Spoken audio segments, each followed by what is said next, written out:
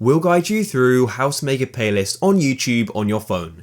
If you find this guide useful, then please consider subscribing and liking the video. First of all, you need to find a video you want to make a playlist with. So in this case, I'll just use a GuideRealm video here. On the video, you then need to go below it and you need to scroll along this carousel of options and go and click on the save button like so. It will say save to recent playlist, but click on change and it will open up this menu here. And then what you need to do is click on the new playlist button like so.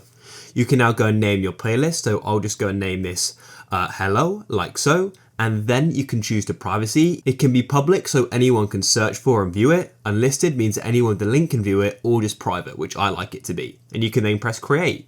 And then the video will be saved to that new playlist you just created. And then what you can do is find other videos and go and add it to the playlist. For example, this video here, I'll go and click on it. I'll then scroll along and go and click on save. And it may automatically be added to that playlist, or click on change and you can then go and select it and go and click on done.